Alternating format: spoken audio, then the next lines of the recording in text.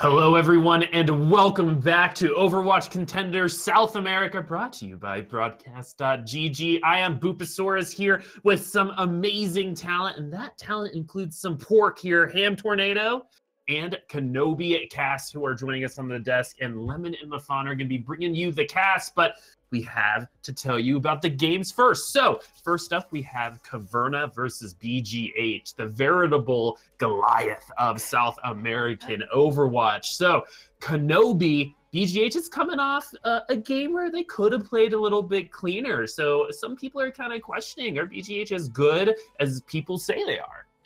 Yeah, and Brazil Gaming House, this is the basically the Overwatch World Cup team for Brazil here. So a lot of pressure is kind of riding on this team to show what they've got, right? They're going through their own South American contenders here. They're definitely the favorites probably going into this.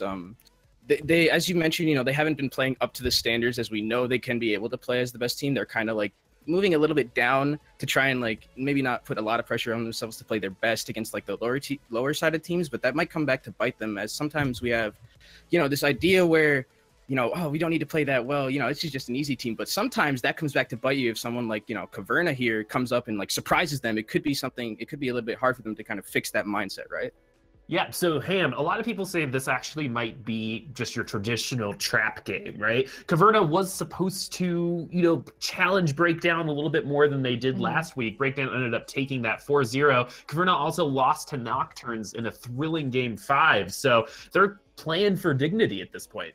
100%. I mean, Caverna is kind of on that knife's edge of really wanting to avoid relegation. They made playoffs last season, so having to fight for their lives in trials potentially is really going to hurt you on the inside. So you're right, Boop. Breakdown was a relatively unknown team. A lot of Caverna being a more established one in the region. It was the thought that potentially they would absolutely at least take a map off of this newbie team, but they ended up with a fat goose egg to their name. They're definitely going to be trying to bring it against BGH. They're definitely hoping to be the first team to actually just take a map off of BGH, period, who has just 4-0'd every other team that they've faced so far. Including Breakdown, who 4-0'd Caverna. So through the transit of property and a bunch of math, right, Kenobi? But one thing that BGH did struggle with last week was TH7 on Revolt, who is at the bottom of the standings right now. And honestly, they almost flipped it around on Oasis with TH7. And for some reason, BGH didn't quite get a handle on them until the next map. Is that kind of proof of, hey, we're trying new things? Is the synergy not there? What's your read on that situation? I definitely think, they might have an issue or not an issue, rather. They might be trying new things, and this is definitely the place where they probably want to try. They are at a comfortable 2-0 lead right now. So if they want to keep trying things, I definitely think they're relatively safe, especially if they win this map today. The issue with that is that if you're trying new things, you're not very comfortable, while the enemy is probably going to be playing something they're very comfortable on. And as we know, comfort picks are, sometimes they're king, right? Especially in this meta, even though we see a lot of Ryan, Zarya, definitely comfort picks are something you can always fall back on. So if Brazil Gaming House is trying new things, they still have the mechanical skill, I think, to, cover that, right? They can definitely keep playing what they're comfortable with. If they want to just really they want to go to lunch after this, they just want to end this quickly, they'll probably just play whatever they're comfortable with and let their mechanics shine, or they'll try new things. As you mentioned for TH7, I think that's the one thing that can hurt Brazil Gaming House, is if a star DPS just suddenly pops off. I think that's something that's going to completely surprise them, and I think that's the way that Caverna can probably take a game at least off of Brazil Gaming House. Well, I think that's good for him to work off of, because who on Caverna needs to step up to give him a chance at a map win or maybe even a match win? So TH7, that's definitely a good story. Brazil Gaming House can't get caught off guard. Got to keep the mind in the game. Don't just think that, oh, we're thinking into the future for playoffs, because you never quite know. Caverna, we know that all of this roster is still very strong. We just need to see the synergy, the team play come through a little bit more. Henry, I think the main tank for Caverna, really needs to step up, make those initiations a little cleaner. We did see in their last matchup against Breakdown that the frustration was starting to eat at him potentially a little bit. The synergy between him and Trix, the off tank, wasn't quite lining up. He was feeding a lot of ultimate charge to the enemy, dying first off in those matches, and that's not something that you can see from your main tank. Hopefully also the support lineup will be kept a little bit safer. We all remember that painful Anubis map where the supports just died first off. engagement after engagement, and that's, Yeah, you know, 3 that. pushes scuttled right off the bat. So I think Caverna's strongest thing, it's not necessarily even just one single player stepping up, but the entire team kind of banding together. Target focus is going to be key. They can certainly catch Brazil Gaming House off guard if they play together and with aggression. So Kenobi, with hearing what Ham is saying about Caverna, I mean, do you agree? Do you think that they even have an opportunity to take this game? If everything that Ham says goes well, will BGH lose a game today? I think if all the ducks are in line for Caverna, and all the the House of Cards doesn't fall too quickly with the supports, as Ham mentioned, I think definitely Caverna can take a game and maybe make this into a series. But they also have to rely a little bit on Brazil Gaming House, playing this more of a style where they're just trying things out and not playing their comfort picks in the meta. So I think, a lot of things have to work right for Caverna for them to take a map, but I definitely think it's possible if everything Ham said comes to fruition.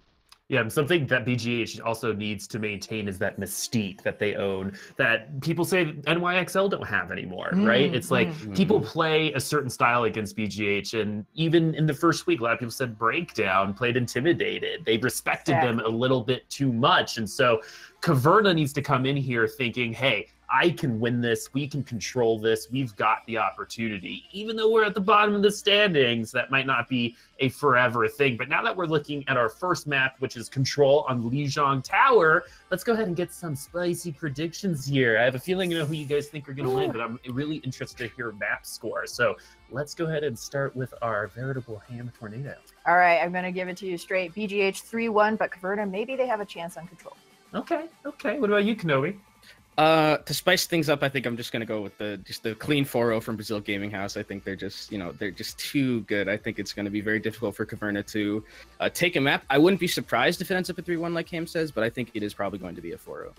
They have played a lot of Control, one of the few Game 5s that we have seen. So I do agree with Ham. If they're going to take a map, it probably is going to be this first one. But my intuition is telling me they are going to maintain their undefeated match streak. Brazil Gaming House. Liko is just so good at DPS, and to have the backup of Dudu at the same time. So that's going to be it for us on the desk. We have some beautiful people on tap for you. We have a newly haircutted LaFon looking fly going to bring you the cast, along with the beautiful Lemon Kiwi coming at you for Lijiang Tower. Take it away, guys.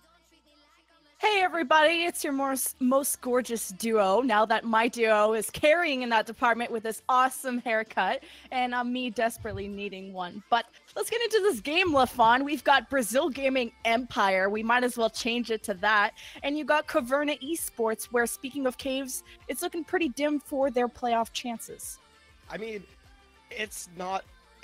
How many polite ways can you put it realistically? Caverna have a monstrous climb ahead of them. They have everything stacked against them, right? BGH, first of all, we already know, we kind of expect BGH not just to go through to the playoffs, but to actually be pretty much undefeated in group stages all on their way there. So there is a lot of things here for Caverna to actually work through. On top of that, they haven't looked so great this far this season, right? It's been a bit of an odd scenario for them. They are a little bit awkward in how they want to engage, and for them, this is now their only chance. They have to win out here, otherwise they are in for a hell of a time. So Caverna, try to come in with this one, and Lijiang Tower, it's going to be Night Market. Away we go. Yes. The GOATS comp, I was waiting for Caverna to bring this out, and Dudu has the same Brigida, so this is going to be hairy for Brazil Gaming House running that dive against a Brigida. You can see Caverna Esports, the one Brigida is going to win, slaying out against the other one, making a double kill. Can you believe it? Caverna have the number advantage, and they will get this first cap here on Night Market. And they're going to reset up here. Dudu going to switch off the Brigida to the Hanzo. Liko, I doubt he stays with the Soldier. Yeah, he switches over to the fire immediately. They want that long-range pressure with that projectile play to just sort of whittle away the health pools here of Caverna's composition. They are running that 3-3 comp, as we mentioned earlier, and now they have the advantage. They have control of the point, and it's on Brazil Gaming House to actually engage with them. So with that said, they're coming to this next fight trying to take away some of the advantage, and they start with the first 2 kills. Long-range DPS being switched up. You named it right. Triple kill, double kill. The ultimate duo of Liko and Dudu made that retake look easy. And I love that switch from Brazil Gaming House to get off that dive, go on the death ball, because dealing with Slay was already difficult on the first go. For sure. Slay just now, what does he do? They have to engage back into that projectile of fire. It's so hard to retake against fire. One thing VGH did really, really well, as we mentioned, taking with a fire is so tough, but over the top, here comes Caverna. They're going to go in really aggressively, Lemon, into this fight. Well, they're going speed boosting right in thanks to Simba. Can they follow the circle of life, though, as the Transcendence will keep up Brazil Gaming House? The barrage coming in from above. That Transcendence kept Liko alive, and the double DPS investment here from Brazil Gaming House, bit of an overkill, but they do keep the point. Caverna has stayed alive for the moment, as here comes Maka trying to stay through it. The high energy Zarya not going to stay alive. The DMAC is coming through, so it's going to be Brazil Gaming House taking this fight yet again, as Honorado comes in clean. The Zarya, that pick actually working out to their advantage. So a bit of a strange look there as Caverna try and use their ultimates. They don't come in very cleanly, and BGH just brawls it out. And one thing, Liko just switched to the Pharah for one fight, has the barrage, used the barrage, and now nearly has it again. So Brazil, they have their damage output, and Caverna, as they come in yet again, doing the same thing again. Taking a different route of approach. They're going to take that sound barrier here from Simba, but they join in into a Graviton barrage combination from Brazil Gaming House this time. Brazil only needed 2 ultimates to win that fight as they approach 75%. And Liko, what a clean barrage into the Graviton Surge. We're going to take a quick replay of that, but that was absolutely crystal clean. Comes in over the top, and Athena just reminds us into that barrage what a sextuple kill is. The team kill gong going out, and now Caverna on the brink of losing round 1. You see where Liko was? He was still hanging out on the spawn. This is the confidence from someone like Liko, one of the best players in South America. And you got the confidence from Neil, who rushes in the middle of 6 people with an Earth Shatter. Caverna now have a chance to respond. It's a 1-to-1 trade. You see the desperation swaps coming in. Slay now to the Tracer as Caverna here onto the point. They've retaken it, but there's another barrage from Liko. It's multi-kills after multi-kills from this guy. Every barrage has had value, and this is why Brazil Gaming House always have Liko on Pharah. And they're going to take this one overtime, going to take out rather meekly here as Brazil Gaming House continue to just stomp their way through South America. And as they say, for Liko, every barrage a kill. Actually, no one has said that yet. I'm pretty sure I'm the first. It should be coined, though. And that's it. Brazil Gaming House going to take a dominant round 1. Caverna, though, they do take the point with their composition, but man, a quick switch up from Brazil Gaming House. BGH just running right through them. And even though they take the point technically twice in that round, they don't actually keep any sort of percentage really built, as BGH just comes in and clinically dismantles the composition that Caverna was running. Speaking of composition, I wonder what Caverna is going to do, because they know Liko's such an amazing Pharah. So is Slay deciding to go on the Pharah, or would he go with a double hit scan, which now he seems to want to contest Liko in the skies with the Pharah of his own, while we see Dudu and Maka facing off on the Widow rolls. But oh, got to be careful of that boop as the dive commences here for Brazil Gaming House. They will get an eye on where Caverna are setting up, and it's that mid-map control that both teams are focusing on. Dudu wins that Widow battle, so much freedom for him, and now there's going to be a lot of pressure on the Slay, but he decides to get that boop onto Lucas instead. Caverna now losing 2, are going to smartly reset and not waste too much time. Calero with the cleanup on that last kill, and Simba is actually likely not going to survive. No, does get back into the bubble just in time, so that barrier and Maka has been completely uncontested. Slay, or Liko, just finally gets... Liko just goes down there. That is going to be a pick for Caverna. So they're going to walk in. The Resurrect likely not going to be there in time as Dudu walking back. They're trying to find that headshot there, Lemon. And this, Caverna's best opportunity, but no! Dudu with the headshot on Maka. That's absolutely massive. And that nullifies Caverna completely locked out. This guy's insane. He just found like the sliver of a hair of the enemy Widowmaker, and you can see Slay is playing so scared, out of line of sight. It's gonna be so hard to attack for Slay, and see like Dudu's now like going for some style shots and got that in for sight, and Maka could get a nice pick here as they could get sights here, but Brazil Gaming House in such a comfortable position now that they caught Henry diving by himself. Henry goes down, and even though Alamang was picked up earlier, Brazil Gaming House just sort of stand their ground, and then when they need that first entry kill, they get it. And Caverna are now on the brink of hitting that 65% mark, the 50% mark coming up right as we speak. They need to start engaging soon. They're just not getting value out of their composition. They're playing so slow, and though they have wall hacks here, the Infrasight coming out from Maka, Caverna, they need to engage. And they're going in Slay. It's just pressuring this backline as the dive engages here for Caverna. He has the barrage in his backhand. Finds the boop on Anil. Self-destruct though from Brazil will sort of temporarily push off Caverna. But that's now a 2-for-1 pick for Caverna as they move now towards the point. Could have prevented that resurrect, but the Transcendence from Calero was there. He launches the barrage. Had no idea Honorado was around the corner with the Matrix. And messy plays from Caverna. They had the picks, but now it's going to be a tough battle to retake the point. They do get Alamong though down as Calero picks up another one. They actually have the advantage coming in. Primal Rage for Henry is available as Neil uses his in turn. They need to try and turn this around. Caverna did pick it up. So they do have point control, but it's going to be Henry trying to contest for the longest amount of time. They're only going to get 22%. And Caverna, though, they get a quick retake, are unable to take a very clean fight. And they end up just losing ultimate percentages. They just get a fraction of that point control. And now up to 85% Caverna. Their backs are against the wall. Map 1 is it's on the brink here as Infrasight comes out from Brazil. And Lemon, this next fight is going to spell it all. And they're taking shots here, but Mako wins that. But can the Resurrect go through? Looks like 2 picks now. Even Simpa's getting in on this, taking out Liko in the middle of that barrage. As this is the go sign for Caverna to get on this point. Take back control of the map that they should and could win right here. But it's in overtime. They cannot afford to make any mistakes. As Caverna start to pressure the point, Alamong in sights, they take out the enemy Mercy. And that's the retake here for Caverna as Brazil Gaming House now have to play on the offense. So they do take it back, and they do force ultimates out of BGH. BGH, of course, their war chest.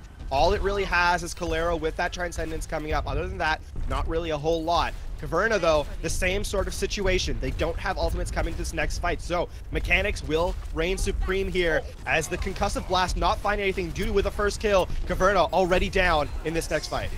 Well, the Transcendence, though, leads Brazil Gaming House in, and Slay needs to kill Hiko. Why would you use a barrage in the middle of a Transcendence? Not the wisest call of consecutive barrages not finding value. And unfortunately, the supports of Caverna getting dove, and the cleanup crew comes in for Brazil Gaming House at 99%. Are Caverna here to touch? They even have some leftover ultimates, but they're getting picked from spawn. And Brazil Gaming House, as expected, will walk away with a 2-0 on Lijiang to start. Lijiang, I mean, Cardin's is a little bit closer, but not through, I think, any real play of Caverna. Liko here, we're going to see that barrage play there, that sextuple kill as they walk in. There's so many he was good at. Such an unfortunate situation. But yeah, I mean, Caverna, they need to be a lot cleaner in their execution. They just look so uncomfortable with how they're trying to make these engages, and the analyst desk brought this up. Teams play differently against BGH than they do otherwise. We saw that with Breakdown. And now, actually, we've seen it with every team so far that has played BGH. They play more safe. They try and reduce their mistakes. And unfortunately, BGH doesn't need them to do that. They're able to just take the control. They're able to just walk in and just outplay you in every sense of the word. And it doesn't help when people show a lot of respect to their side. It's going to be Caverna. They need to be a little bit more aggressive, a little bit more. They need to show less respect here to BGH, and I think BGH sort of banks on that, and they kind of take that space when they're given it. And just Slay versus Liko, there was a big contrast in performance of how that map went. And we saw a couple of barrages from Slay, one right in the middle of a Matrix of Honorado who had no idea he was there. Another one he used in the middle of a Transcendence onto Liko with a bunch of people there. So maybe Slay, if he's not feeling the fair, he could easily switch to the Tracer on control maps to put more point pressure, aid the tanks a little more, and try to win the ground war. Maybe that's a way you can disable Liko, but Liko's still one of those players that you can't ignore, and the barrages on the night market were a true test of that. Yeah, I mean, Liko was uncontested throughout Lijiang, right? They switched to the Pharah after they see the composition that Caverna opens with. They're running that tank composition. Okay, our comp's not really suited to deal with this, so they switch off of it immediately. They lose that first fight handily, but it's okay. They reset, they come back into the next fight, they come with a Pharah, and Liko just did not stay down. Then he died, I think, maybe once or twice entire time after that switch. So I think he had a grand total like 3 deaths that across the entirety. He was absolutely dominant, and I think to the point too, Caverna, to a man, they're just not having as great a time as BGH. BGH, their supports are basically, even when their supports get picked, they're not able to take advantage of that opportunity because the tanks are just doing such a great job of not taking damage and of being able to create space. So you can't engage into a tank that's not dying. It's going to be a really tough situation for Caverna, but they need to show more aggression. They're playing so passively and BGH is just taking full advantage. And to observe sort of the matchup between, what was it, Dudu and Maka, it was actually, if you look at the amount of picks that each one got, I think they were in a 2-2 matchup of Maka picking Dudu twice and Dudu picking him up twice, but it was the overall presence of Dudu I felt that really scared Caverna. I think that's maybe how passive Caverna were playing due to trying to stay out of line of sight from Dudu, and then having to keep an eye on Liko. There was a lot of threats from Brazil Gaming House that Caverna had to go into. And when you have 2 DPS from Caverna that aren't applying point pressure, it's tough to perform well as a tank from Henry and Trix. There's a lot of reasons why Caverna was struggling throughout that map, and you can't pin it on one player. Across the board, they're just not hitting those beats. You kind of expect that composition to run, right? Their tanks are playing passively. Their snipers have to play a little bit more reservedly because there's no real lines of sight to take, and your Pharah that is at the mercy of the enemy Widowmaker. So Caverna as a whole are kind of struggling in that situation, and it may not get better as we're going to head into our next map very shortly, and that's going to be Eichenwalde. It's going to be a situation here where first point, we expect to see that Pharah composition. We expect to see that long-range pressure just due to the visual or the vertical cover that is available to these heroes. And so the fact that Liko was so dominant on Li Jiang to go into a Pharah map is an interesting choice, to say the least, here from into this next point. We're going into another Pharah-friendly map, so I wouldn't be surprised seeing the Hanzo-Pharah matchup coming for Brazil Gaming House. But my question is, how are Caverna sort of going to go through an evolution of this series? And wondering, should they do the mirror matchup of Pharah and Pharah, or should they go double hit scan? Or should they focus on the point pressure, as I've said? And for the moment, I know Slay and Maka like to interchange snipers. They love running that double sniper, the Widow and the Hanzo. Slay has been playing even both Widow and Hanzo. So my question is he going to be going into that Pharah matchup against Liko again? But it looks like for the moment that Brazil Gaming House not running a Pharah on the defense, it'll be a double sniper from them. This is actually a super interesting composition, and it's going to be a shot over the top. Dudu goes down to a well-timed play, and now no healing available as they try and resurrect Dudu back up, and they're going to have that opportunity. Brazil Gaming House, this is a composition that's gotten a little bit more favor recently. It's a 3-tank, 2 DPS composition with a solo support, and Caverna takes one look at it and is like, we're switching all the way up. They're going to try and play this fast-paced composition, this GOATS composition, as we like to call it, that 3-tank, 3 support. And this is just going to be an absolute brawl walking into the point. Oh, this is gonna be good. They're speed boosting right in, and you can see Brazil Gaming House backing off. They set their shield right back up, but losing Simba, not a great start here for Caverna, as a lot of healing still going through from the flail of Slay as they push Brazil Gaming House into a little hut as the pressure starts building here for Caverna. But it's the answer back from not only Alamong on the Mercy, but Dudu as the sniper has warded off Caverna from the point. That was a great look there from Brazil Gaming House. They retreat. They actually get the first pick off. Dudu picks up the headshot onto Simba XP, and that's just a really bad situation, and that's good. That push is just ended right there. Dudu picks up Lucas, and that's going to mean that without healing, this comp falls apart. So, again, Caverna, we talked about this in their last match against Breakdown. They have a problem where their supports have sort of a habit of being picked off before anyone else, and Dudu with that insight likely going to make this worse. So they need to play a little bit more close to their shield. They need to keep their supports alive going into this next fight as they try and walk in here. Lemon, this first point is theirs for the taking, but only if they take it. Oh, a nice halt, and Dudu's trying to find a juicy support target, but just cutting through the tanks. Dudu's now getting pressured. That was Trix now going up to that high ground with that mobility of the Diva. Now really contesting this backline of Brazil Gaming House as Lucas brings out the Coalescence, and Caverna have pressured Brazil Gaming House into a tiny corner, and the kills have finally started to go through in the last 2 minutes. They will get the point. They're going to try and contest this out. Honorado coming in. They're already here, so they may as well throw their bodies on, buy some more time. Honorado, though, will be DMX, so it's going to be the point captured here finally by Caverna. But this has been a situation, right? This composition that Caverna is running has been so much better against what Brazil is running. Brazil Gaming House is running, and unfortunately, they kind of play super passively. They kind of let Brazil Gaming House step up and take their snipers to task. It's a case where how many kills did Dudu get in that last fight, even when the fight was already over? They get the DMAC on Trix. They get a situation where their support and their tanks are just unable to really set up. And yet again, Dudu picks off another kill. Oh, I was worried about these snipers though. I think tanks is the right move here from Caverna as a Dragon Strike sent right in the middle of the castle with the triple kill. He kills the entire team of Caverna with one ultimate. What can you do? You're set up in a really awkward situation. Your support goes down first due to, again, that pickoff on Lucas is so massive, and with this high ground control, there's unlikely anything that Caverna can really do. They have nothing to really contest up there besides tricks, and even then, it's a situation where you're going into a pocketed Hanzo or a pocketed Widowmaker. What do you do? The hook will be nullified here, Lemon. They're coming in, trying to make this fight theirs for the taking. Oh, the shield breaks, so they're going to take cover. This time, not a Dragon Strike to worry about, but Brazil Gaming House have vision. They know exactly where they're hiding into this castle, but Brazil Gaming House now have sent their tanks. Looks like on top of the payload, they've disengaged a little bit, but Caverna, though, close to the Graviton, close to the Earth Shatter, close to a ton of ultimates, including supports. Unfortunately, Henry couldn't get enough healing in that scenario. That's a main tank. Main shield gone, as Lico gets another Dragon Strike. It's been like 30 seconds since we've seen the last one. And Hanzo, this is what he does. He just gets ultimates, you know, the storm arrow, the amount of damage he's able to output with that storm bow. He does just so much raw output in terms of how much damage comes through. And Lico has had basically a dragon every fight. Dragon Strike coming online so quickly. Now, though, Brazil Gaming House are set up. They don't really have a lot to work with here. The self-destruct, it is Caverna's opportunity. They launch that Graviton self-destruct towards the right side. You don't see it, but it's there.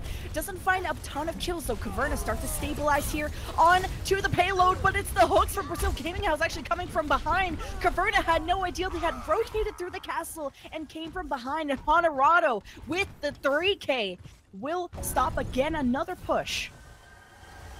Caverna, they're switching up their composition now. It's not working, so they're going to change before time is available. That's actually a great choice here. There's less than 2 minutes remaining. This is probably the ideal time. They'll have ultimates in time for that last fight, but that's about it. Slay switching over to the Genji, so they're going for that dive composition of that high ground contest. But there's so much here to just nullify Henry. He walks in, and there's no support available. That's gonna be bad, and we'll see if Henry can survive this one. The supports do join him, but Infrasight about to be available here from the defense as Colero clears his house with the whole hog. Honorado also joining with the self-destruct cleanup, and Colero, I mean, usually a support player, actually hitting a lot of these hooks as the Roadhog. And this is not uncommon exactly, right? We see a lot of Roadhog coming up in this. This is a situation where you're running that solo support. It's a bit unconventional historically, as Maka picks up a single final blow here. They're probably going to be able to resurrect it, I think. That said, this is not exactly uncommon as of late, as the cart starts to tick forward. Oh, Henry gets hooked into that one. Not a fan of engaging without your diva to matrix. At least if you get hooked, the diva can be there to matrix a ton of damage that would be coming in, as now they have to wait now a few more seconds for Henry to join back. Caverna will have Infrasight and they'll have self-destruct. Maybe they can zone off this payload. Brazil Gaming House, though, have a Dragon Strike, and I think this is gonna be ugly. There's the last fight situation, 20 seconds remain. They're trying to walk in here, Lemon, but the first kill goes to Caverna as a Dragon Strike is committed as well. Oh, self-destruct over the top from Trix. Yes, takes out Lico, star player, Brazil Gaming House, as Slate so close to the Dragon Blade. He's just farming Neil like some fresh produce, but how does Neil finish off that kill? Slay needed to stay alive in that scenario, as that Simp was not even alive for the resurrect. No one is even alive to keep the overtime wick still burning, as Caverna will be stopped short of underpass. They get a single point, so they won't end this series with a shutout in perfect situation. So Caverna, they have an opportunity here to make a full hold, but they have basically everything working against them here. Brazil Gaming House are just dominant as they set up on second point, and Caverna never really make any headway. Even taking first point was a bit of a struggle, and they just come into second and just can't do anything. They get completely stalled out before even a halfway point on the second stage, and Eichenwald looking to be very much in the taking for Brazil Gaming House. They have their chance here now to just clean out the series and put themselves at match point. Caverna have a lot working against them. A lot working against them, including themselves. I didn't like the Widow swap from Caverna. What are you really trying to pick? There's just tanks exposed from Brazil Gaming House on top of an Orisa shield. So, Maka, Want to see him step up on this defense. Caverna are in a do-or-die scenario. They're only down 0-1 in the series, but you don't want to go down 0-2 against Brazil Gaming House. You want to have a good showing. And now that the payload's just close to underpass, they have a very good chance, maybe, to hold a good defense on this point. We'll see what they will be coming out with composition-wise. We know that Caverna are very good with their GOATS comp with the 303. Wonder if that will make its return. It could. I don't expect it to, because again, we mentioned how prevalent Farah is, at least on attack on Eichenwald. So to run goats on defense here on point A especially would be a bit of an odd choice, and it looks unlikely to be the case. But Caverna, how much more can we say about BGH and how Caverna plays into them? It's such an awkward position for them.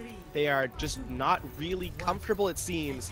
And though attack objective A starts here, and now Farah at the ready here. Liko back on that hero that we spoke so highly of. They are on Lijiang Tower. Oh, Slay already ate like a direct rocket, and you see Liko going forward, now helping the rest of the takes. Now that Slay has disengaged, he's got Simba in his sights. 1 HP, can he finish her off? Yes, the direct rocket hits, and now Slay is completely exposed. Now even his Mercy Alamong, so confident bringing out the pistol, but Liko gets dove there from, that was Trix. And I like how aggressive Trix has been being to contest the snipers, contest Liko when Slay can't do the job. But that leaves Henry out to dry, and including Trix is going to get DMAC. So Caverna will go into a second fight here. Caverna, they have an opportunity to retake here. Calero's so very weak, and Maka walking right back around, finding that kill as Duda with a brilliantly placed headshot. And Slay, though he trades it out, is still going to cost them that fight coming through. The Resurrect is there, and Lemon, this fight continues onwards with Caverna very much in losing situation. Yeah, Henry just feeding a nice filet mignon of ultimates to the other team. Trix is at least there, but when you don't have DPS and you don't have anything resource-wise, Brazil Gaming House will walk in with getting the point, and just only 40 seconds faster than Caverna. But to keep in mind, Caverna have to stop the payload shortly before underpass if they want to take this map. It's going to be a hard press situation for them to really deal with here. Caverna, their backs are against the wall. They're down 1-0. They have not much space left here in Eichenwald, and they do not want to go 2-0 before the break. It's going to be Caverna trying to retake the situation, regain control, and they only have about 40 meters left. See Duty trying to get a line of sight, but the height advantage so clearly in favor of the defense. But they are making objective distance. You can see Maka on that Tracer trying to stall the payload as much as he can as a triple self-destruct from the back. Honorado really clearing house as Brazil Gaming House will win the fight. Maybe, possibly the only fight they really need, as a yellow box of victory is there. Caverna are nowhere to be found, as Brazil Gaming House are probably in their spawn, knocking on the door. Where are you? Caverna, 404, nowhere to be found. Caverna, oh my goodness. That's painful. It's rough. It's so hard to say what Caverna could have done, because BGH, we already talked about how strong they are. We're gonna get Liko's play of the game for the second map in a row. How strong is this team? BGH in South America, we kind of worried about them after the first stream match. It was that perhaps they were playing with their food, perhaps they were just trying new things, perhaps it was a situation where we're not quite sure what their upper limits are. Maybe they're on the downswing, but against Caverna, they look to be in prime form here, Lemon. I mean, this is not going against our expectations. Liko with 2 play of the games, it just shows how strong he is on whatever hero it is. Mainly the Pharah, mainly the Hanzo, but BGH, it is the Brazil Gaming Empire for a reason. They're the South American champions from last season. They're looking for the crown this time. It's Caverna, they're a playoff team, so this is surprising to see them in a possible relegation situation. But I know who's a big fan of Caverna. It's over at the desk with Boop, Ham, and Kenobi. Take it away. Man, you guys better be ready, because I don't know if you guys saw this, but Ham just put on chapstick. She is like ready to go hard on some of this analysis. Gotta keep the mouth machine well oiled. Yeah, exactly. So we'll get to, I have a feeling I know why the chapstick went on, but let's go ahead and go to Lijiang Tower, where, you know, Caverna had moments. They backcapped a couple times, but in the end, it was Liko and Farah getting double-digit kills on Rock Rush. I think I counted 11 in one round and 3 barrages. Kenobi, Liko just raining hell from above. Yeah, Liko was doing a great job, and it kind of was Caverna basically giving Liko a layup because they played Goats Comp, and Goats Comp works well against like if you're playing just on the point ground game entirely, it works pretty well. The unfortunate thing was they stayed on Goats for a long time, and credit to Brazil Gaming House, they switched over to the Pharah, and Pharah is just going to absolutely decimate Goats Comp because the only thing that can really counter, that Pharah in the air is the D.Va that they had, and the D.Va was getting just melted. Everyone was doing on Brazil Gaming House was doing such a good job of making sure the tanks were just non-existent, right? So grabs could come out, barrages could come out, no Matrix there to help you, no Rhine Shield or anything. And just, Brigitte getting kind of an AKM rally there, not really doing too much because she has nothing to do. You can't win the ground game that way because there's just a Pharah constantly raining down from above. You only have 250 health. So they needed to really probably switch their comp a little bit earlier instead of just, continuously bashing their head against the wall. That was Brazil Gaming House. Kenobi, you said they gave, Caverna gave BGH a layup. Bro, they brought out like a ladder. It was just out. Okay, so it's like, we all remember when Brig first came out. It's like, OP, whatever, blah, blah, blah. People are like, how about Junkrat? And you're like, hey, what's a hard counter to Brig? Pharah. So I can see what Caverna was going for, though. We're gonna win the ground war. It doesn't matter like if the Pharah is like Jesus or something. If she's the only one on the point and everybody else from the team is dead, we can still win. But the problem is the synergy between the Brig and the Rhine, Henry, and I think it was Slay on the Brigitte, not happening. Like there's 2 ways to go against the Pharah. You either run hit scan, you run counter Pharah or something, or you just ignore her and hope to crush the tanks instead. But we didn't see that stun, a stun charge, any kind of focus to try and get rid of any of the shielding from BGH. So in the end, the damage coming in from the Pharah was just too strong. Liko was literally just uncontested the entire time. And to Caverna's credit, they took full advantage of kind of, the space that they were given. Oftentimes when we do see a Goats kind of comp or come out against the Pharah, they have a really hard time just getting out of the choke because the Pharah will just barrage right as they come out of the opening. But BGH, they were playing a lot farther back than I expected. And so they're ceding a lot of space, taking the fight on the objective. And to Caverna, they just speed boosted onto the point and tried to take the fight there. Well, to lose the fight there, I guess. So, just you can kind of see the plan. It was just the execution was not really coming together. So the next thing I kind of want to talk about before we get to Eichenwald is I thought Maka was doing all right. Yeah, if there's a player that needs to be enabled on Caverna to kind of put the focus on, it's like, hey, this is the guy that we're going to let be almost like the star, right? Mm-hmm. Who would that be for you guys? Maka, right? Yeah, I think it's Maka. I mean, Maka, we saw kind of, he had that flash, at the moment on Eichenwald on the defense, he had that kind of moment where he was just single-handedly just playing his heart out, trying his best on the Tracer to win that point, was able to solo Calero and, got his team back in the fight. It was just some very good mechanical play coming out from Brazil Gaming House that kind of stopped that. But Maka is definitely someone that I think needs to be focused. Yeah, put some resources into Maka. I think he is the person who I've liked the most because there's stuff from Caverna I haven't liked too much, but Maka is definitely a player who holds a special place in my heart, especially with his Tracer play. Especially in this meta, it's very difficult to play that character, and he did very good. Well, we are gonna do a new segment that I'm gonna call "What Grinds My Gears" with Ham Tornado, and she's gonna get 1 minute to talk about the tank line on Caverna. Ready? Can I hop in on this after? Yeah, sure, no, dude. Sure. We're good. Okay. This hard because Maka was certainly a bright point for Caverna. Even on the Widowmaker, we saw that he was he was able to hang head-to-head against Dudu multiple times, on Lijiang Tower, getting a couple of opening picks. But in the end, it was just too heavy a load to carry. Guy needs to do a little more shoulder workout. The traps aren't quite there because, wow, that's like, that's a very strong uphill battle when, as Caverna, you're losing your supports right off the bat. You're attacking on Eichenwald, Simba dies, Lucas immediately dies. And not to like Junkrat spam or anything, crisp headshots from Dudu's Widowmaker, which means that either the support positioning is completely off whack or the shielding defense matrix was not there. Dudu wasn't getting pressured. He had all these clean lines of sight. You lose your supports, that's already a push scuttled. That's already, a win for the defense. Then we move into Streets phase. Good job. You capped that first point.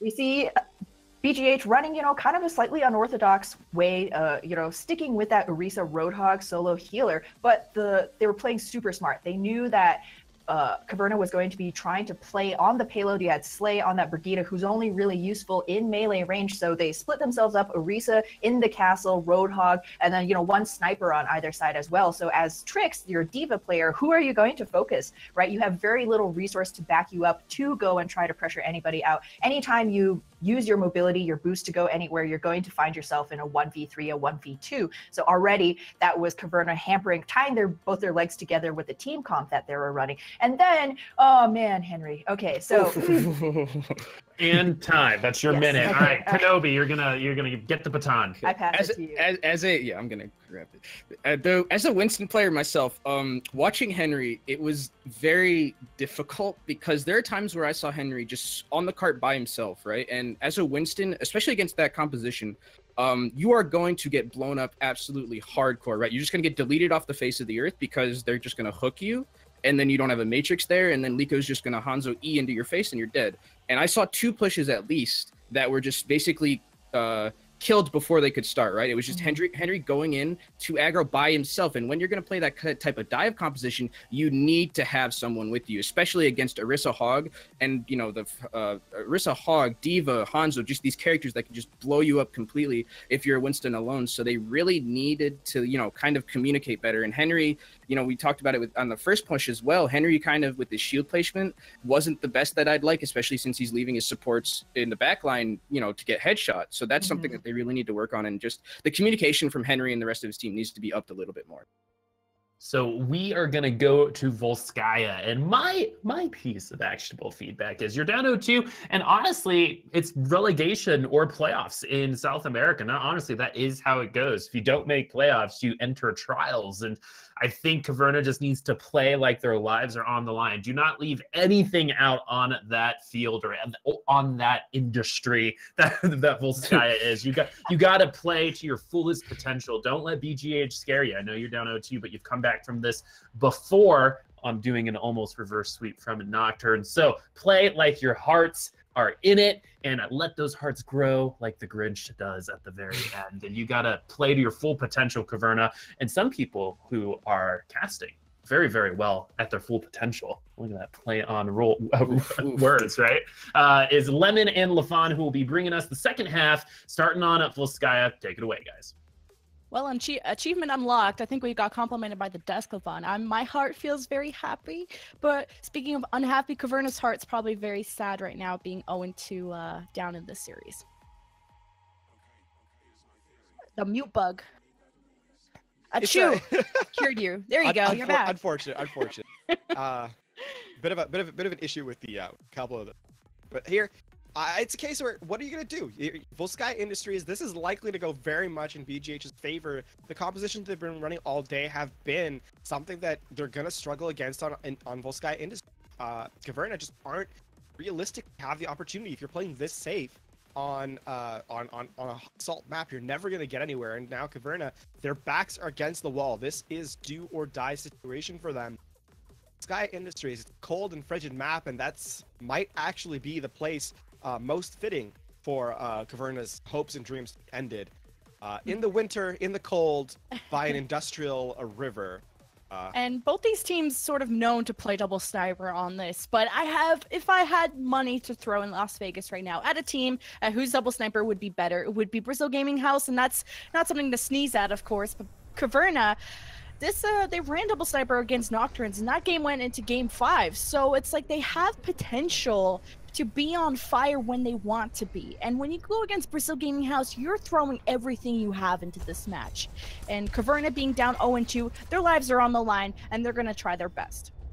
I mean, that's all you can really ask. This is the start of the comeback. At least that's what they're going to be telling each other in communications, in voice, like, okay, we have the opportunity here to bring it back. Caverna versus BGH. This is where it has to start. You have to put a fascinatingly great offense here, as they have to just sort of shock BGH coming out of the house. Like, okay, this is attack round. We're going to take point A. We're going to come into point B. And that's really all they have working for them. It's just they have to hype themselves up. And BGH are kind of playing really comfortably, trying to just get ready to see whatever's thrown at them. Well, double sniper locked in for Brazil Gaming House. This is no surprise to me. What Caverna are coming out with, they're coming out with that Goats comp, and it's been either double sniper or Goats comp coming out for them on Volskaya attack. So they're going to get speed boosted right in from Simba, going in towards the right side. Brazil Gaming House are going to set up their snipers actually pretty much in the middle of the map on a crossfire situation as Caverna take shelter near the health pack.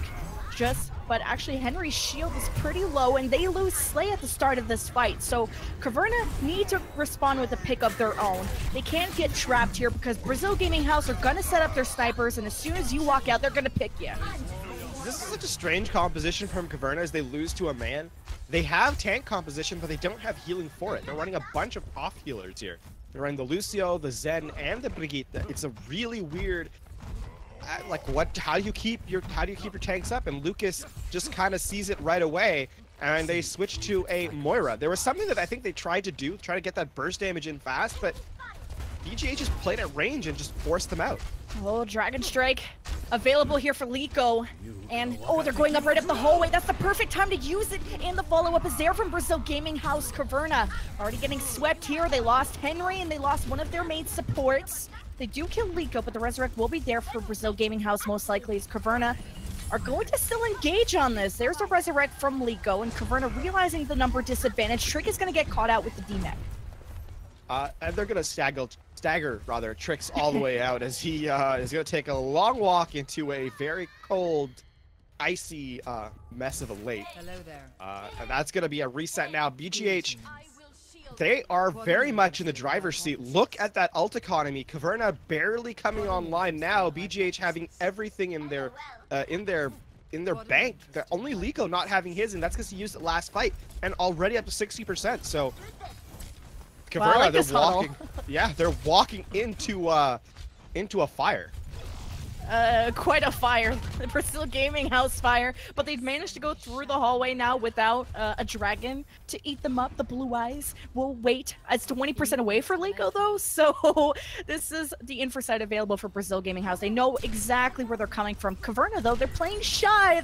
They don't want to tangle on the dance floor, but they finally touch. But with Henry's shield down, this is the worst time to come out of shelter. As in the meanwhile, Primal Rage from Neil is gonna stir up the pot into the very back. He's feeding now at ultimates that Caverna desperately need as they use the sound barrier, they use a whole hog coalescence, self-destruct, they all press Q 3, 2, 1 at once as a transcendence from Colero in desperation only used to save himself as Caverna started to pressure the point. They get half a tick, but they lose some of their supports and they're losing momentum a little bit. They're starting to just draw this one out. Liko not going down. That hook is there, but it's no follow-up damage, and Honorado will actually not get DMA'd. 60 seconds remaining.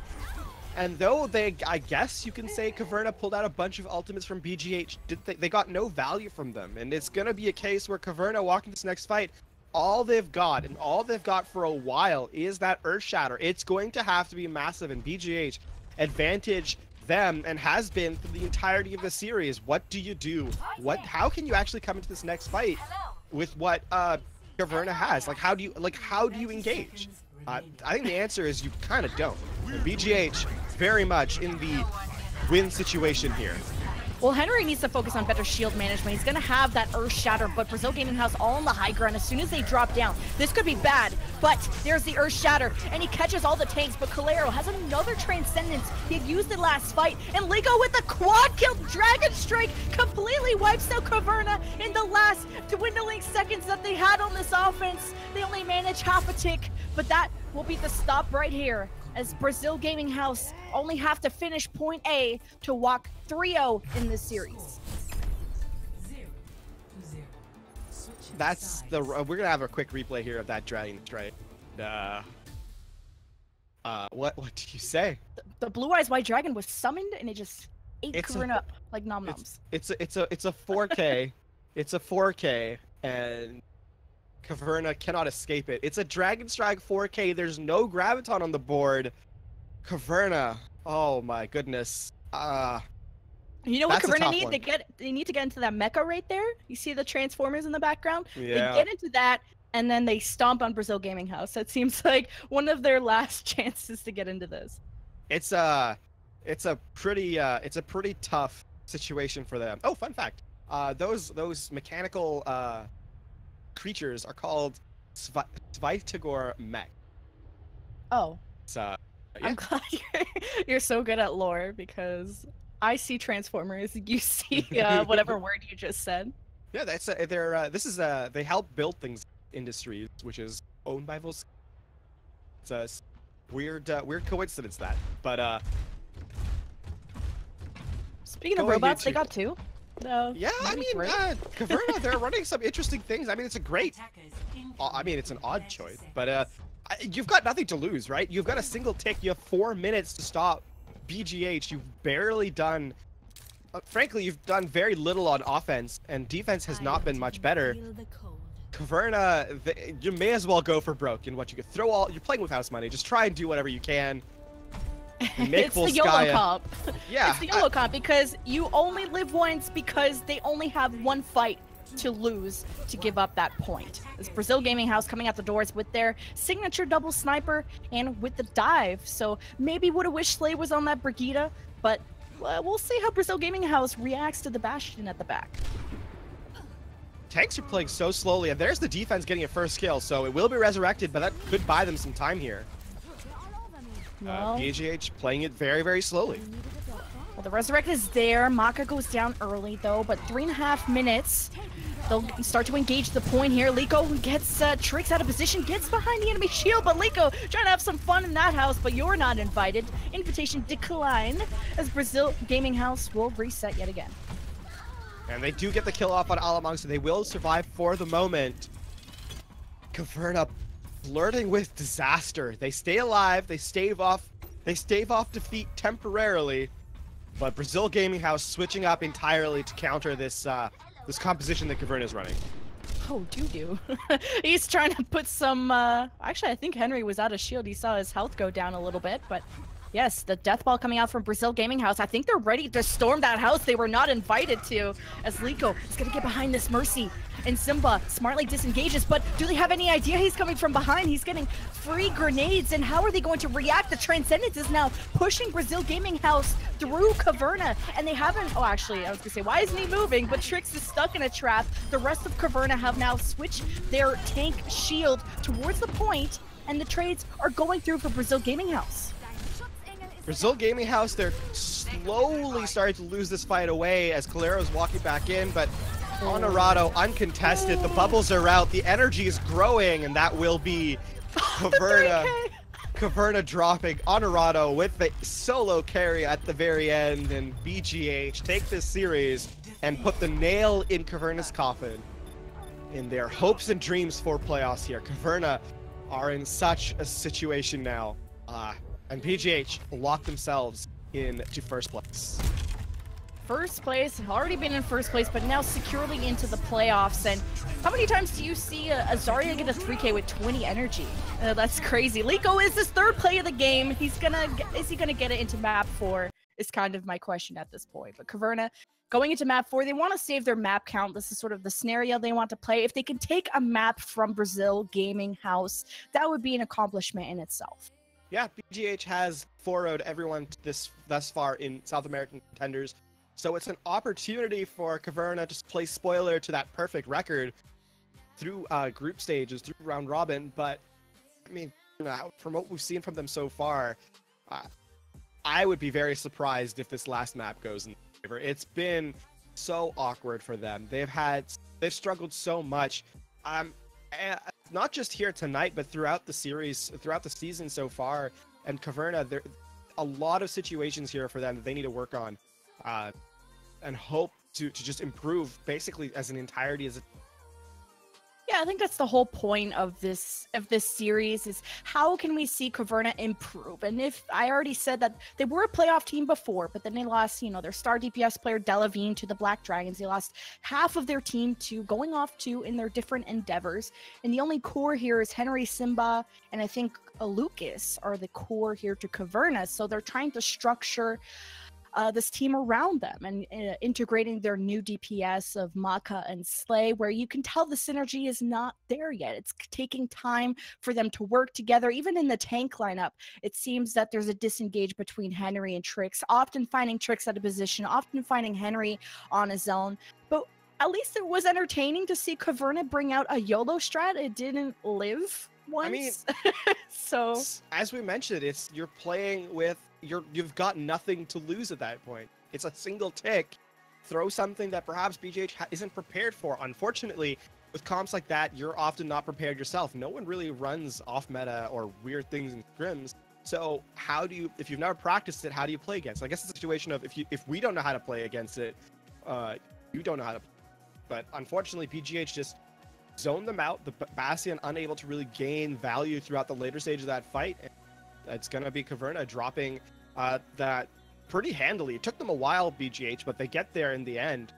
It felt like a foregone conclusion towards the end of that map, and BGH coming to this next final map, just they want to get that 4-0. They want to continue to have that perfect record, and Caverna trying their hardest, I think, to play spoiler to that 0 on the end of map losses. They want to give them their first map loss. At least it's something to take a breath from, and we'll be Watch Point Gibraltar, where they will attempt to make their final stand. Caverna, they have so much to talk about, but and almost too much. Another thing is that Brazil Gaming House are 8-0. They're second place Encore, or now looking for Org is 7-1. So it's very important that Brazil Gaming House don't drop a map, because they want to have the best playoff outcomes. So first seed going against the last seed of the other group. They want to have the easiest matchup possible in quarters, because you can have a situation like Caverna in playoffs where they went against Isurus, who was second place in playoffs, by the way. So you don't want to go against a hard team in quarters, because anything can happen in playoffs. So this is still very important for Brazil Gaming House to finish this off clean. It's only a 1 map difference between first and second seed. Yeah, BGH, they have something to play for.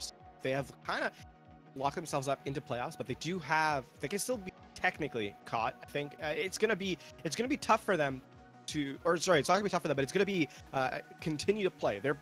Now I think the question this last map is, how much of it is going to just be BGH coasting because they've won this series already and 3-0, or if they're going to, sort of continue to give 100%. Watch Point Gibraltar going to be the sunny situation, and from cold and icy Volskaya all the way to the Mediterranean. Well, Watch Point Gibraltar underway. Yeah. And Brazil Gaming House on the defense, and this is again Caverna setting the pace of this match. Where back in Eichenwald, they didn't get to point B, and I hope they will do much better here on Gibraltar. But let's take a look at the defense of Brazil Gaming House. Double Sniper is their coin signature move. It's what they're best at. It's what's so strong in the meta, because if you keep your backline safe, your snipers will be untouched. And I'd be so surprised to say if Liko and Dudu even died on Volskaya at all, but they'll have the dive double sniper locked in. Watch Point Gibraltar is one of the more interesting maps in terms of what can be run, or what is usually run. You often see dive. There's so much high ground, especially through first point, and then third point is almost like it's a different map. People run a lot of different things. Widowmaker, though, super prevalent in terms of what they're going to continue, or what's going to be sort of expected to see. They're going to see Widowmaker on first, Widowmaker on second, Widowmaker on third. There's just so much high ground for her to really approach. And Liko, they're going to run this double sniper composition, not unexpected, as Caverna trying some really interesting things here. It's going to be that single support composition, and they want to try and take the high ground here, perhaps with tricks to nullify it, but on cart mostly, I think, otherwise. And BGH setting up a little bit more passively, looking to see what they're going to engage on. And they need to protect Simba, because that's their only real source of healing at all. And Slay will be staying behind the shield, not taking the high ground, not taking a crossfire angle, but it's Liko who gets that upper hand onto Maka. The double sniper here at Caverna already halfway done. So you can see a lot of pressure onto Slay, and he will be eaten there by Dudu. Tunnels really hard onto Alalong, and then you're just gonna find the business end of a bullet. And now caught in this sort of underpass car wash situation, it is a killing ground, and BGH more than happy to oblige. It is going to be Caverna losing out to that first push, and they set themselves up. They're going to try and they have to reset here and try and find some more value in this next fight. But Caverna, not a lot to work with here, and Trix is going to switch off to just to get the mech back here. Caverna have Valkyrie though. They'll have Valkyrie, so they can maybe start off this fight right. And Slay getting that pick on Dudu. This is the moment to dive here. Trix needs to go in and prevent that, but with being the only dive tank, might be a little bit worried to kind of feed the other team in that sense, as Infrasight available here for Brazil Gaming House. As Caverna just trying to stabilize on this payload. They had just used a Valkyrie to keep them topped up. They got a few picks. This will get them through Car Wash. Brazil Gaming House will set up for their secondary defense with a Dragon Strike, Primal, Self-Destruct, Transcendence, everything almost on the board for them. Lucas's hook comes in, Alamang goes down. Now the Zenyatta is the only one left alive. The Halt comes out. There's no hook available though. And in the back line, Simba's the one who's going to die. They're going to commit Transcendence here as Lucas is going to be caught out. They want to try and take this fight back. And Caverna, they take winning fights and just sort of lose them. It's going to be another hook, but the headshot is, or the shot is there due to taking him out. And man, BGH are basically completely in the driver's seat here. Caverna, they have to engage somehow at some point. And there really isn't anything here for them to go in on. And the issue is when you're running solo healer like Caverna, if you don't protect Simba with your life, then you have no life remaining. It's just no resources coming in. All the damage you're taking in matters. So Brazil Gaming House smartly conserve their ultimates. They just used a Primal Rage Transcendence. Slay starts out with a kill on Dudu though. So I don't think that Resurrect will go through because the Dragon Strike comes in from both sides and a Self-Destruct from the defense. So Caverna are a bit messed up right now, and I don't think they're ready to engage quite yet. That's going to be a Resurrect from Alamang, though. They're trying to bring it back here. They have the opportunity. A great headshot by Slay through the boxes, and then Dudu turns it right back around. And they need to stay on card here because the contest, Honorado, doing his damnedest to just stay alive. They self-destruct the headshot. Oh my goodness. Lemon, they probably will close at this point, but BGH making it so tough. You cannot stand still as a Mercy. That's like the #1 rule is Mercy. Never stand still when there's snipers on the other team. I don't know if he got caught on the box, but Simba dying there shouldn't have happened. As the payload, yes, it progresses through point A, but that's a 1 fight for Brazil Gaming House as they could now trap them in the spawn doors on this left side. Yeah, I mean, the cart hasn't moved forward, so it's going to back out. The doors are not going to close, so they're not going to get staggered out here, at least initially, as they need to try and find some value. Henry with that Halt, they're trying to get some combinations, but nothing doing.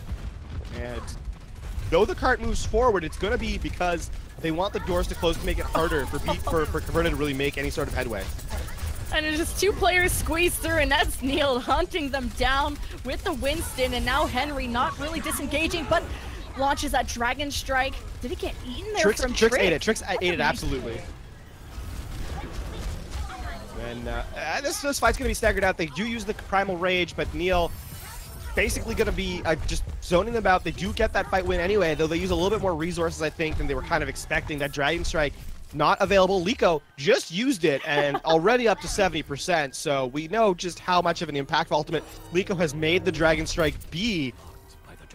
Caverna, they just aren't moving. They don't have any way to contest the high ground here realistically as a team. They pick up 1, but it's probably going to be resurrected right back up.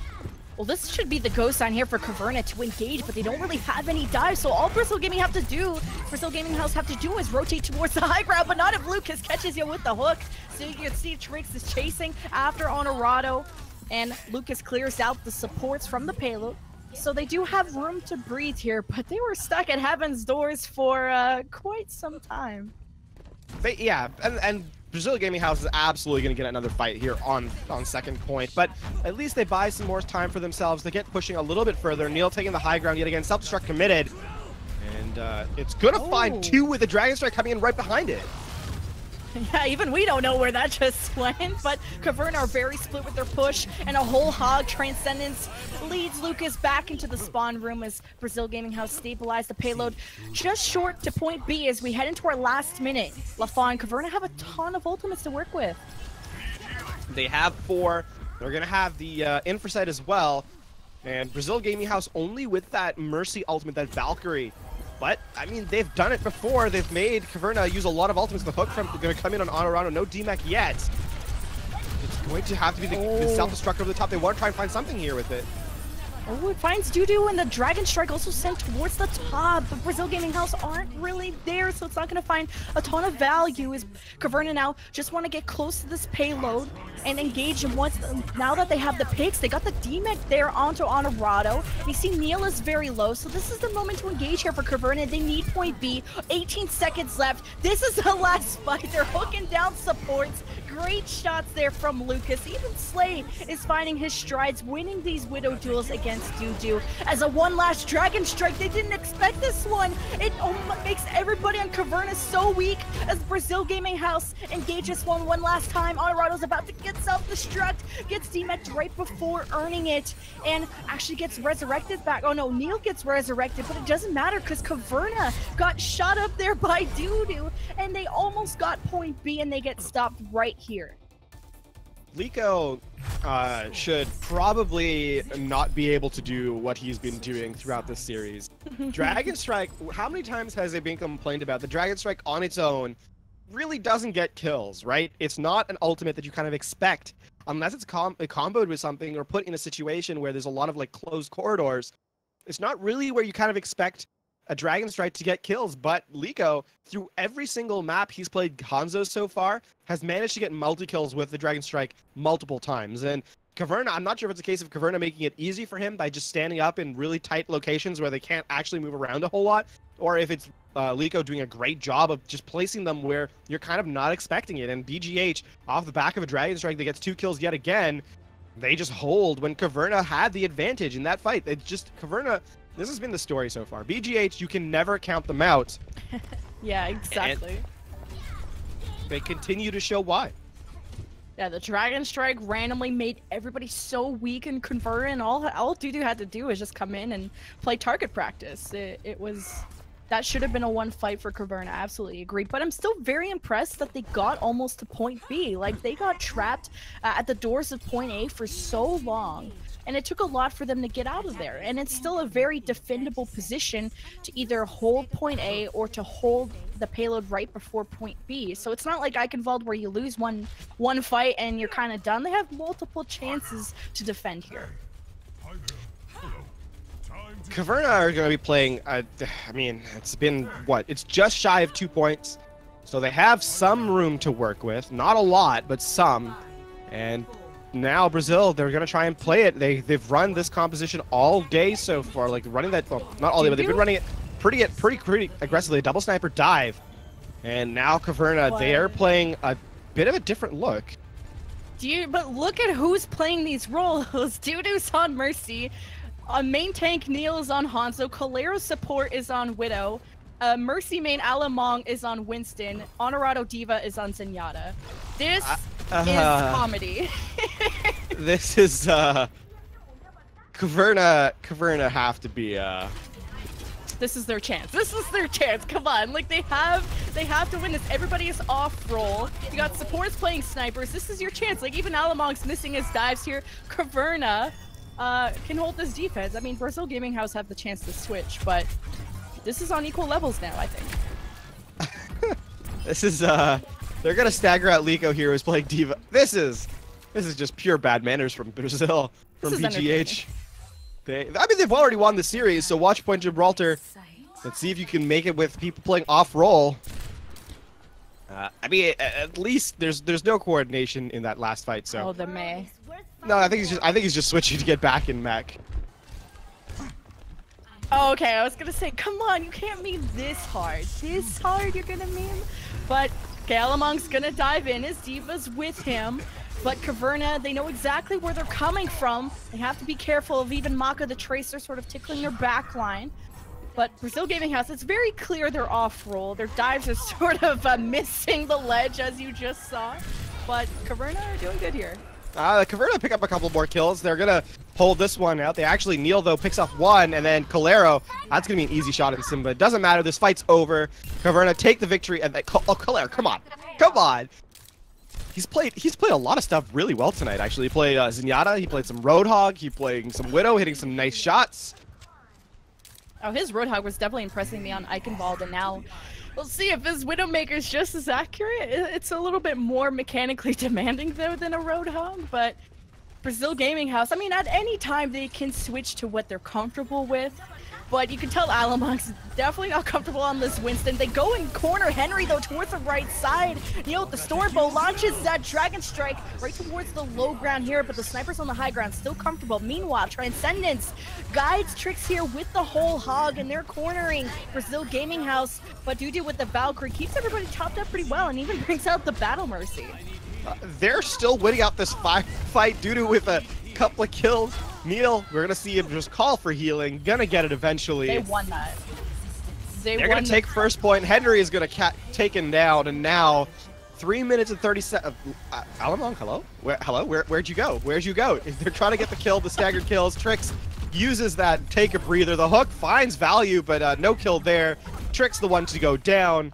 Oh man, Brazil Gaming House gonna continue to walk forward. Lico's just gonna go all the way in, sees the kill, finds it. They're playing solo queue. Like, everyone's pushing by themselves. Like, Lico is, like, diving, leaves the self-destruct for no reason. Like, this is Brazil Gaming House having a fun house on Gibraltar. And this map does sort of matter in terms of map count for them. They're, like I already said, they're one map behind from Encore, or looking for Ore, as the Dragon Strike sent right through the top. You see Brazil Gaming House initiate their dive. They corner Henry, who's always away from the rest of the team. But the payload, Lafon, is just meters away from that yellow box of victory. Lico is actually going to get demeched as the Resurrectus was committed. Lucas is going to get that one. Henry now contesting point. Simba try to keep everyone healed up, but not for long. Neil with the kills.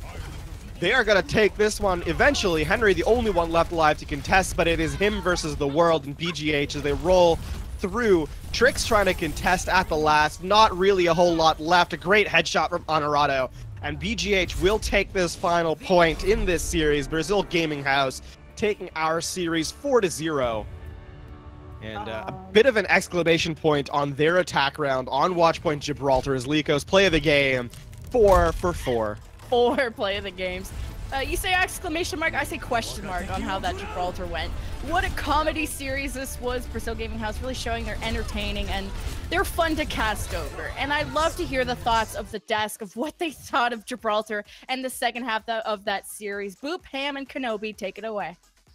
I definitely have thoughts. We will go over those. But we're going to go over some things before we get to Gibraltar because there's some meat there. I think it's a little bit of pork as well to get some Roadhog influence. But we're going to go ahead and go to Volskaya first. And honestly, Caverna won that Bastion kind of worked, Ham. Yeah, I think what we saw from Caverna and their path forward, maybe not in this series or the series is over or in this tournament, but the way that they can build their team in the future is definitely finding any single point around which to rotate. Once we saw Slay on that Bastion, that's kind of, it becomes clear. The game plan is very evident to all members of the team, which is where we saw them struggle beforehand, splitting their attention. But now that you have a Bastion, it's like, okay, we're going to shield the Bastion. We pocket the Bastion. The Bastion dies. We res the Bastion, right? Like, how are we going to take this positioning? We give the Bastion the high ground, right? And Slay, to his, credit, he played really well on that hero, right? And you saw Henry, also working that shield, keeping him alive. And that's, a return to basics that I think Caverna just needs to take a breath, slow down their pace. They're very hungry for kills. We saw throughout the series, often giving up, trying to win the battle at the cost of losing the war, right? Aggressive dives from Henry to try and get the final demech onto the diva or something, but at the expense of losing his own life. So then when the Mercy does come back in, she's by herself. Maybe if you slow down the pacing a little, go back to kind of like who's somebody who could carry this team. Let's give them resources, right? So I think that could be if I was a Coach Volamel, that would be what I'll be whispering into all of the players' headsets right now. So Kenobi, we're going to talk about Caverna just a little bit more before we get into the Clown Fiesta that was Gibraltar offense for BGH. But what kind of looked the best for them? They honestly played pretty well on their attack on Gibraltar. They couldn't finish it up because of a Dragon Strike from Lico, but in the end, they definitely showed that Orisa Roadhog comp was pretty comfortable for them, and Slay played really well in Widow.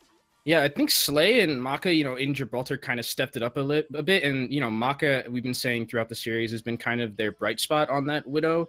Was going basically, head to head with Dudu on the Widow for the side of Team Brazil House Gaming. And I think he just did a really good job of, keeping Dudu in check, because we know Dudu as this player who can, have these pop-off moments, right? And can just single-handedly win a team fight. And Maka was doing a good job of that as well. And Slay. So they definitely have two very capable, competent Widow players. And in this meta where Widow is so important, I think that's something that you can definitely hang your hat on and work towards. And the double sniper looked pretty good. Double sniper is just, pretty good when it gets rolling. And it, Caverna at the first half of Gibraltar did win the double sniper battle. And also between Orisa and Roadhog, I think that's another composition they look pretty good on. They were getting some nice hooks there. I think it was Lucas had some really good hooks, and the Zen player getting those nasty Roadhog hooks just going, which is really always fun to see. So I think they definitely have some bright spots. Like Ham mentioned, and going back to Coach Voldemar, you got to work on the communication. You got to work on that communication. It's your best thing. That's how you turn a sour moment into a sweet one. But now we're going to go on to Gibraltar. We talked a little bit about Caverna's comp, and we're going to talk about BGH's comp on their offense. Calero, Neil, support players on DPS. Liko, DPS player on Diva. I do believe another DPS player was on Mercy. No, Liko was on Mercy. Oh, it was Dudu on Mercy. Yeah. I remember because it was one of the best E-presses I've ever seen. He can really, fill those roles. But, so I'm gonna kind of throw a question at you guys. Was that disrespectful? Is that something you guys want to see in Contenders? Ham. I'd say mad disrespect. Honestly, wasn't a big fan because we all know that BGH, everybody knows that BGH is the top of this region, that they could, play at 70% and still win over a vast majority of these teams. But to, it's just there's teabagging. Some people are on the fence with that. I feel it's fine. I know you feel, it's okay. It livens up the game. I made a whole trailer about this. Exactly. Check it out. Tactical crouch. But I think it's very disrespectful, and you can say that South America is a region that has a lot of spiciness and stuff, but this kind of is a little bit crossing the line for me, I suppose. I don't know. But I think run like a May Bastion or something. But I think in the end, though, right? There is benefit to asserting your dominance the way they just did just that, right? We talked about how they cannot lose the mystique of being BGH, and what they brought to the table, regardless of my personal opinions, did just that, right? Yeah. Was it worth it, Kenobi?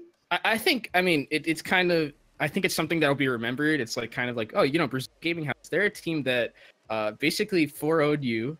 And then they 4-0'd you, and then the last map they decided to switch everyone onto different, positions. Dudu was playing Mercy and was getting headshots, and just at that point, there is something to be said about it's a little bit over BM. At that point, just end the game, right? They're already dead. Stop beating the dead horse. It's like Ralph and Simpson. Stop. He's already dead.